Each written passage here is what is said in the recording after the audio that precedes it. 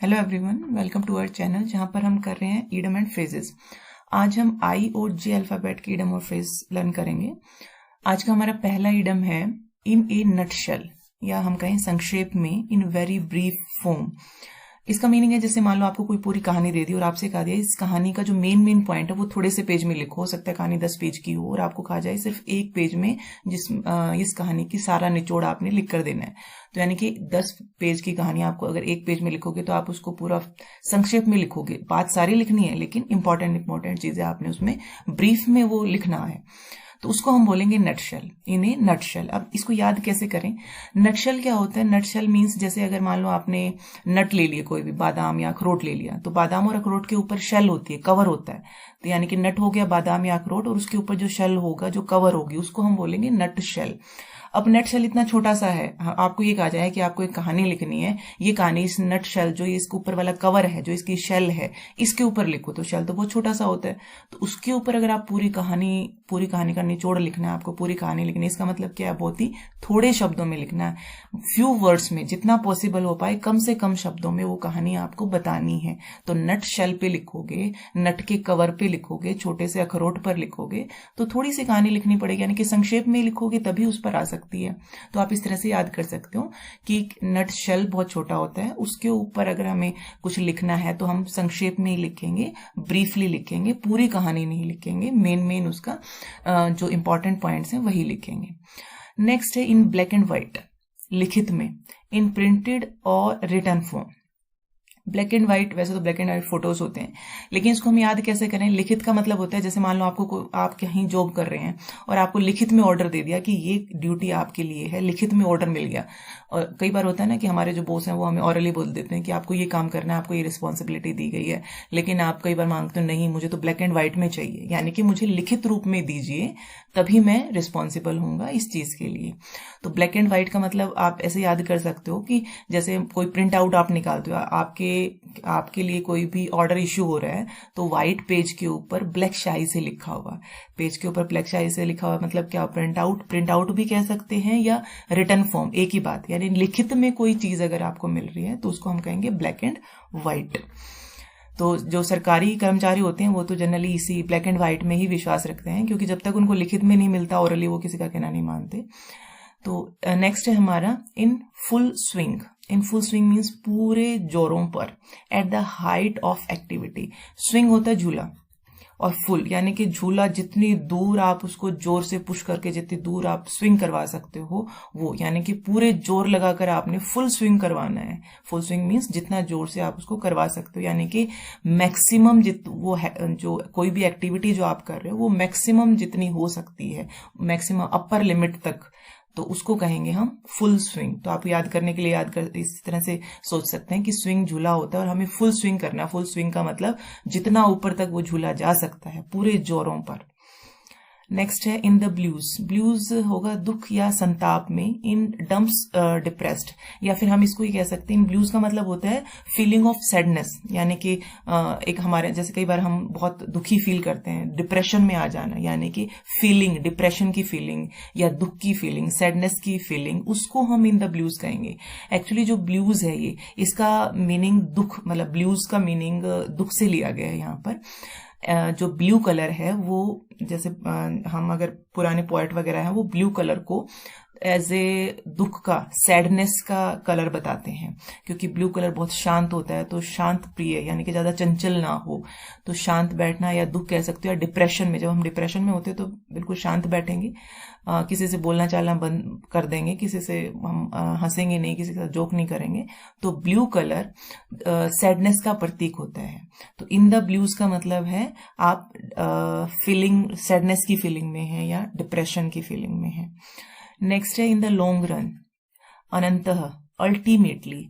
अब अनंत या अल्टीमेटली का मतलब क्या हुआ? जैसे हम कह सकते हैं भाई लॉन्ग रन का मतलब ये हुआ, मान लो आपने कोई शॉप खोली है, कोई शॉप खोल रही है, या आपने अभी अभी एग्जाम की तैयारी करना शुरू किया है, तो आप धीरे धीरे कर रहे हो, तो आप ये कह रहे हो कि मैं चाहे धीरे धीरे कर रहा हूं लेकिन लॉन्ग रन में जो चीज मैं पढ़ रहा हूं ना, अंततः वो मुझे काम आएगी, मेरा मतलब मैं सक्सेसफुल हो जाऊंगा। अंततः का मतलब कोई काम आप करते जा रहे हो और एट लास्ट अल्टीमेटली आपको वो चीज मिल जाती है। तो लॉन्ग रन, जैसे हम कहते हैं ना कि कोई पॉलिसी करवाई है आपने, मान लो अपने लिए कोई पॉलिसी करवाई है, तो आप कहते हो कि अभी ये पॉलिसी 15 साल के लिए है, लेकिन छोटे टाइम के लिए तो ये फायदेमंद नहीं है, लेकिन लॉन्ग रन में ये हमें फायदा देगा। यानी कि लंबे समय के बाद long run, as in a long run, यानी कि अल्टीमेटली लास्ट में हमें वो सक्सेस जो हम चाहते हैं वो मिल जाएगी, या जो बेनिफिट हम पॉलिसी से चाहते हैं वो मिल जाएगा। तो अल्टीमेटली कह सकते हो, या आप इसको अंततः कह सकते हो, या फिर आप कह सकते हो सूनर और लेटर। जैसे हम बोलते हैं ना, सूनर और लेटर मैं ये एग्जाम क्रैक करके ही मानूंगा, एसएससी को क्रैक करके ही मानूंगा। तो आप ये भी कह सकते हो इन द लॉन्ग रन मैं डेफिनेटली एसएससी को क्रैक करूंगा। तो इस तरह से आप इसको याद कर सकते हो। नेक्स्ट है in the nick of time, ठीक समय पर, at the last possible moment. यानी कि कोई, जैसे मान लो आपको ट्रेन पकड़नी है और बिल्कुल एग्जैक्ट लास्ट पॉसिबल मोमेंट पर आप वहां पहुंचे हो, या कोई एग्जाम देने जा रहे हो और आप एग्जाम हॉल में या एग्जाम सेंटर पर बिल्कुल जो खत्म होने वाला, जैसे ही टाइम अप होने वाला था, यानी कि पेपर शुरू होने का टाइम है 9 o'clock, तो जस्ट आप 1 minute पहले ही वहां पर पहुंचो, तो उसको आप बोलते हो in the nick of time, बिल्कुल एग्जैक्ट टाइम पर। यानी कि उससे थोड़ा लेट हो जाते ना तो फिर आपका काम बिगड़ जाता। तो in the nick of time, इसको याद कैसे रखें? निक को आप नेक से रिलेट कर लो, जैसे नेक यानी कि टाइम की गर्दन, बस गर्दन को पकड़ ही लिया था कि टाइम खत्म ही होने वाला था, तभी आपने उसको पहुंचकर टाइम पर उसको बचा लिया। किसी ने टाइम की गर्दन को ऐसे कस के वो कर रखा है कि बस अब तो खत्म हो गया हमारा टाइम, तो लेकिन बिल्कुल एग्जैक्ट टाइम पर, ठीक समय पर पहुंचकर आपने उसको बचा लिया।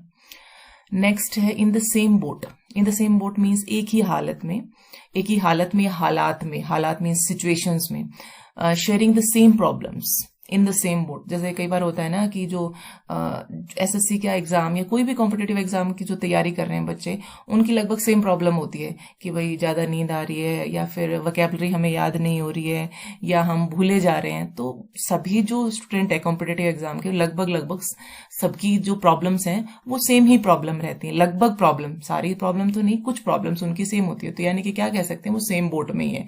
डिप्रेशन भी आ जाता है कई बार, जैसे हम लंबे टाइम तक तैयारी कर रहे हैं, हम एग्जाम दे रहे हैं उम्मीद के साथ इस बार हमारा हो जाएगा और नहीं होता है, तो बहुत सारे बच्चे ऐसे हैं जो डिप्रेशन में आ जाते हैं। तो इसका मतलब वो सारे कैसे हैं, एक ही बोट में सवार हैं, एक ही नाव में सवार हैं, सब एक जैसा ही फील कर रहे हैं। जो कॉम्पिटिटिव एग्जाम की तैयारी कर रहे हैं सब एक जैसा फील कर रहे हैं, तो इसका मतलब सभी एक ही बोट में सवार हैं। तो आप ऐसे भी रिलेट कर सकते हो, मान लो आप कहीं एग्जाम की तैयारी कर रहे हो और कोचिंग सेंटर पे जा रहे हो, तो आप ये कह सकते हो जो कोचिंग सेंटर के अंदर आपके साथ जो बच्चे बैठे हैं, आप ये सोच सकते हो कि वो मेरी ही बोट में बैठे हैं, सेम बोट में, सेम नाव में बैठे हैं, वो सेम फीलिंग फील कर रहे हैं जैसा मैं कर रहा हूं। उसके बाद है इन वॉग। वॉग मीन्स प्रचलित, इन द करंट फैशन, या हम कह सकते हैं ट्रेंडी। जब आजकल के ट्रेंड में जो चल रहा है, जो नया नया ट्रेंड आता रहता है, जैसे कपड़ों का भी फैशन होता है, या जो नया ट्रेंड आता जा रहा है, या अप टू डेट इसको बोल सकते हो, ट्रेंडी, अप टू डेट, यानी करंट फैशन जो होगा उसको हम वोग बोलेंगे। अब इसको याद कैसे करें? वोग का मतलब होता है जो अभी फिलहाल फैशन में है, वोग का मतलब फिलहाल फैशन में। अब इसको कैसे याद करें? वोग को हम फोक से रिलेट कर सकते हैं। जैसे आपने सभी ने एड देखा होगा, जैसे कोई पूछता है कि आज क्या चल रहा है आजकल, तो कहता है फोक चल रहा है। तो फोक का मतलब फोक आजकल वोग में है, फोक जो है वो आजकल चलन में है, आजकल फैशन में है। तो आप ये लाइन याद कर लोगे, क्या चल रहा है अभी? फोक चल रहा है। क्यों चल रहा है? क्योंकि फोक आजकल वोग में है, फोक आजकल करंट फैशन में है, ट्रेंड में है, अप टू डेट है वो।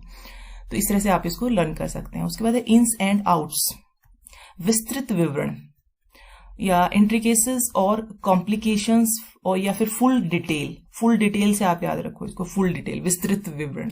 इन्स एंड आउट, इन्स और आउट का मतलब क्या होता है? जैसे मान लो आप ये कहो कि मैं पिछले 2-3 अटेम्प्ट से एसएससी का एग्जाम दे रहा हूं, तो मुझे सारे एसएससी के एग्जाम में कहां से कौन सा क्वेश्चन आता है, किस तरह का पैटर्न होता है, उसके सारे इन्स और आउट्स पता है।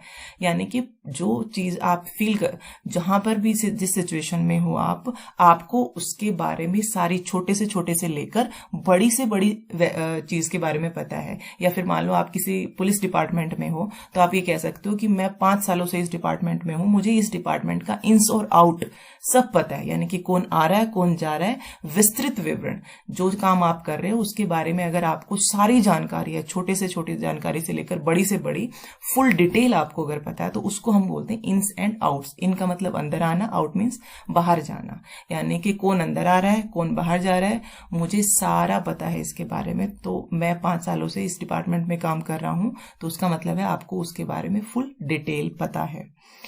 नेक्स्ट है आयरन हैंड या आयरन फिस्ट। फिस्ट होता है मुट्ठी, मुट्ठी जैसे हम वो करते हैं ना, घुसा मारने के लिए मुट्ठी बंद कर लेते, किसी को मारना हो, अगर हमें घुसा मारना हो तो हम मुट्ठी बंद कर लेते, तो उस मुट्ठी को बोलते हैं फिस्ट। कड़ाई से, स्ट्रॉन्ग, यानी कि आप क्या, रिग्रेस कंट्रोल, रिग्रेस कह सकते हो इसको।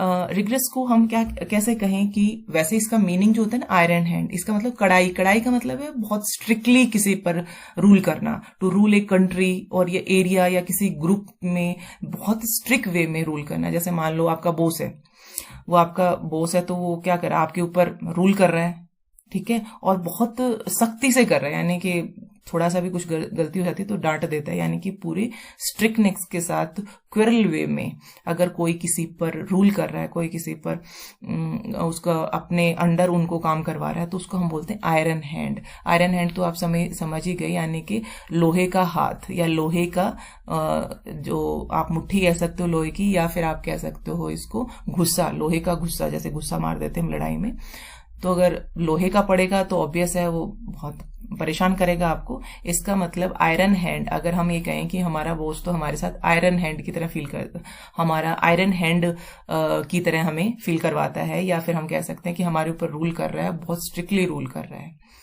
नेक्स्ट है इचिंग पाम। इचिंग पाम है रिश्वत लेने की आदत होना। क्रेविंग फॉर ब्राइब, इचिंग मतलब ये कहते हैं ना मेरी हाथ में खुजली हो रही है, जैसे हम जनरली भी होते हैं हाथ में खुजली हो रही है, या तो पैसे आएंगे या जाएंगे, तो पैसे आएंगे, इचिंग पाम, यानी कि हाथ में खुजली हो रही है, मुझे रिश्वत चाहिए, मुझे रिश्वत का ऐसा हो रहा है कि कोई तो आए हो मुझे कुछ पैसे देके जाए रिश्वत की, जिनको आदत होती है उनको एक्चुअली होती है, हाथ में खुजली होती है। और हमने एक और किया था रिश्वत देना, उसको हमने याद किया था ग्रीस पाम, ग्रीसिंग पाम, यानी कि पाम पर, हथेली पर ग्रीस लगाना, यानी कि कोई ये कह रहा है कि मेरे हाथ जो पाम है उसमें ईचिंग हो रही है, मुझे चाहिए कोई आकर मेरे पाम पे ग्रीस लगा दे। तो ग्रीस लगाना, रिश्वत देना, किसी के हाथ पे ग्रीस करना, रिश्वत देना, और ईचिंग होना यानी कि इच्छा होना कि मेरे पास आ जाए रिश्वत कहीं से।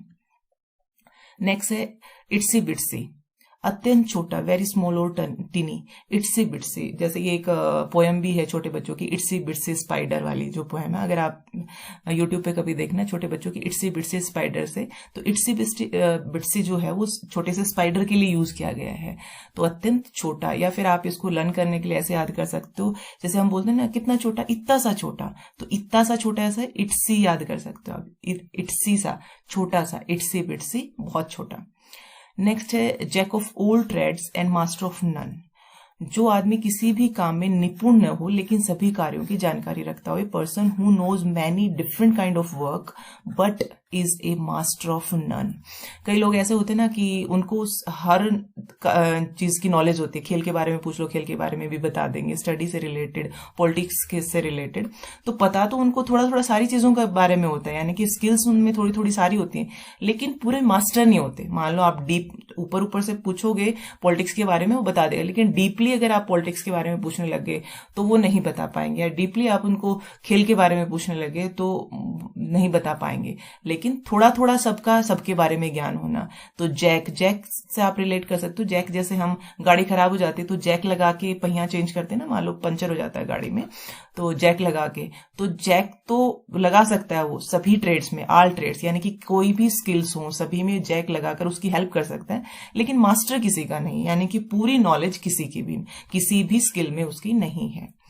नेक्स्ट है जेल बर्ड, ये तो बिल्कुल इजी है, जेल बर्ड यानी कि जो जेल में रहने वाला परिंदा, तो जो जेल में हो या पहले रह चुका हो उसको कहेंगे पर्सन हु इज और has been confined to jail, तो जेल में रह चुका हो या जेल में अभी हो उसको बोलेंगे जेल बर्ड। उसके बाद नेक्स्ट है हमारा जॉन्डिस्ड आई, पक्षपात पूर्ण दृष्टिकोण, to look at something with a prejudiced view.